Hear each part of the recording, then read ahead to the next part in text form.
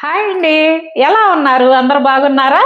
మేము బాగున్నాం అండి. మీరందరూ కూడా చాలా చాలా బాగుండాలని ఆ భగవంతుడిని మనస్ఫూర్తిగా కోరుకుంటూ ఈరోజు వచ్చేసరికి ఒక మంచి స్నాక్ ఐటెంతో మీ ముందుకు వచ్చాను.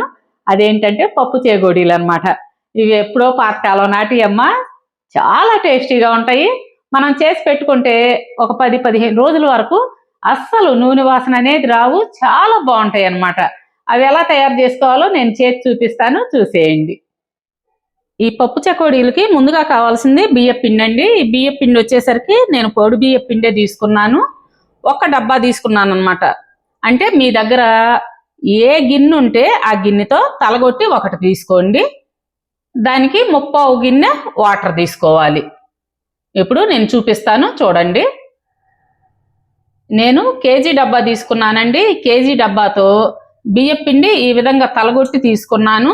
ఇదే డబ్బాతో 3/4 డబ్బా వాటర్ తీసుకున్నాను అనమాట. మీ దగ్గర ఏదన్నా కప్పు గిన్నె ఉంటే ఆ గిన్నెకి తలగొట్టి బియ్య పిండి తీసుకోండి. అలాగే 3/4 గిన్నె వచ్చి వాటర్ తీసుకోండి. ఇదిగోండి, ఇట్లా 3/4 డబ్బా వాటర్ తీసుకుంటున్నాను అనమాట. ఈ వాటర్ని పోసి కాగనిద్దాం. ఈ స్టవ్ మీద వాటర్ పెట్టాం కదా, వాటర్ కాగేటప్పుడు మీ టేస్ట్ తగినంత ఉప్పు వేసుకోండి. అలాగే 1 స్పూనున్నర వెన్న వేసుకోండి.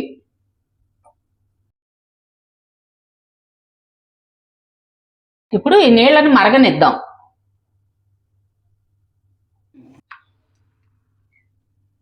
ఈలోపు ఈ నీళ్లు కాగుతూ ఉంటాయి. మనం ఈ పిండితో కొంచెం చిన్న పని ఉంది, అది చూపిస్తాను, చూసేయండి.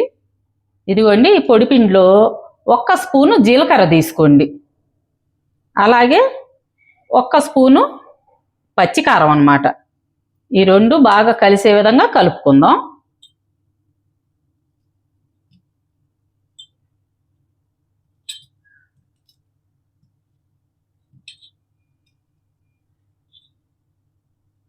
ఈ విధంగా బాగా కలిసిపోవాలి. ఎందుకంటే నీళ్ళల్లో ముద్దగా పడకుండా ఈ విధంగా కలుపుకోవాలన్నమాట.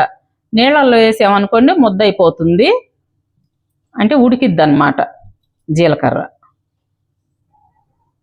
ఇదిగోండి, వాటర్ ఈ విధంగా మరుగుతున్నాయి కదా. మరిగేటప్పుడు ఈ పిండి వేసుకుందాము. వెంటనే సిమ్లో పెట్టేసుకోండి గ్యాస్. ఇట్లా ఎమ్మటే కలిపేసుకోండి.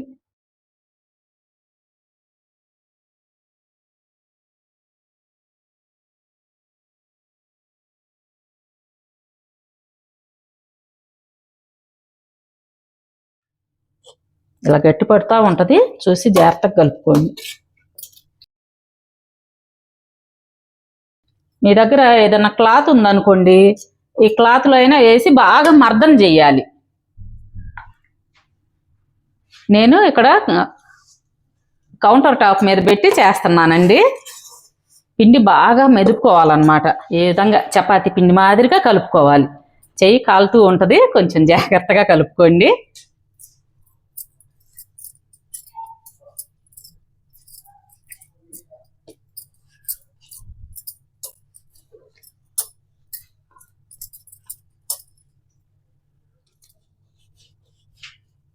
ఈ విధంగా చపాతీ పిండి మాదిరిగా బాగా మృదువుగా రావాలన్నమాట పిండి.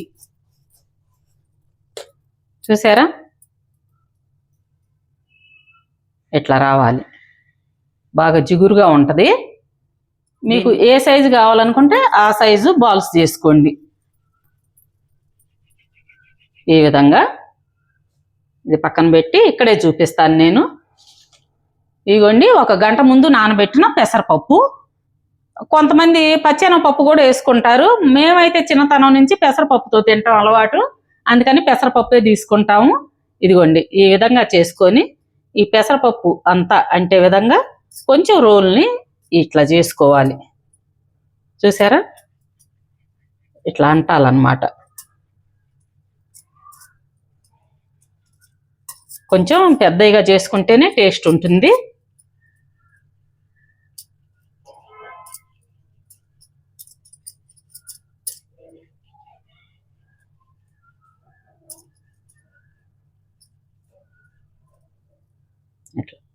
మీకు ఏ సైజు కావాలంటే ఆ సైజు చుట్టుకోవచ్చు అన్నమాట. మీకు లావుగా కావాలంటే లావుగా చుట్టుకోవచ్చు, లేదు సన్నగా కావాలి అనుకుంటే సన్నగా చుట్టుకోవచ్చు. నేను సన్నగా ఇంకోటి చేసి చూపిస్తాను చూడండి. ఈ పప్పు అన్నీ అంటే విధంగా చేసుకోవాలన్నమాట.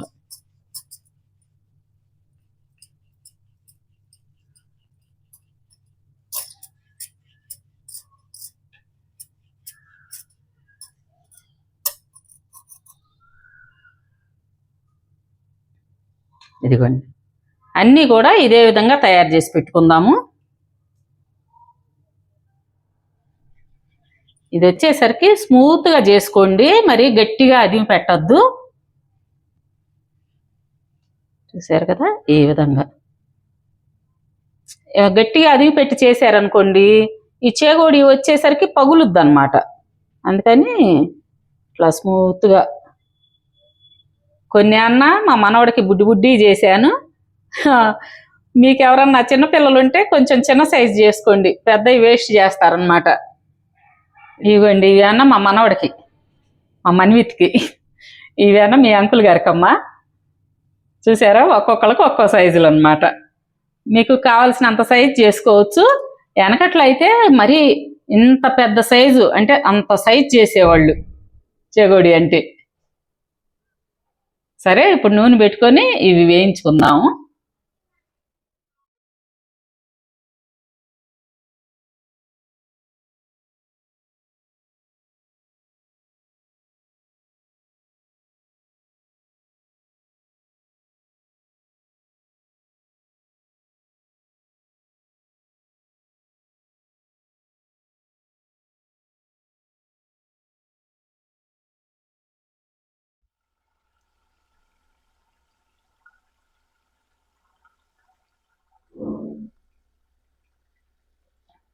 ఇప్పుడు దాకా సిమ్లో వేగినాయి కదండి, ఇప్పుడు వచ్చేసరికి హై ఫ్లేమ్ పెట్టుకోవాలి. ఈ చేకోడీలు ఏంటంటే లో ఫ్లేమ్ నుంచి హై ఫ్లేమ్కి మార్చుకుంటూ చేసుకోవాలన్నమాట. కలర్ వచ్చేసరికి మంచి గోల్డ్ కలర్ రావాలి. మీరు ఈ వేసిన వెంటనే చేగోడీలు వేసిన వెంటనే హై ఫ్లేమ్ మాత్రం ఉంచొద్దు, లో పెట్టుకోండి. ఎందుకంటే హై ఫ్లేమ్ ఉందనుకోండి, ఇందులో పప్పులు అవి ఉంటాయి కాబట్టి టపా పేలే ఛాన్స్ ఉంటుంది. కొంచెం జాగ్రత్తగా చేసుకోండి అమ్మా. ఇప్పుడు నేను హై ఫ్లేమ్ పెట్టాను. ఇదిగోండి, ఈ కలర్ వచ్చిన తర్వాత మీరు బయటికి తీసేసుకోండి. చూసారా, ఈ విధంగా గోల్డ్ కలర్ రావాలన్నమాట. ఇంకొక వాయి వేసుకుందాము. నూనె ఇప్పుడు హై ఫ్లేమ్ మీద కాయగుంది కాబట్టి వెంటనే వేసుకోండి.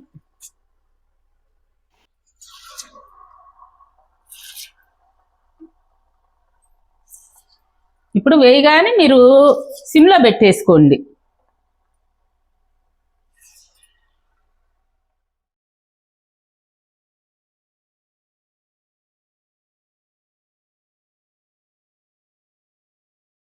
ఇప్పుడు ఈ కలర్లో తీసామనుకోండి, కొంచెం ఆరిన తర్వాత ఇట్లా ఈ కలర్కి వచ్చేస్తాయి అన్నమాట.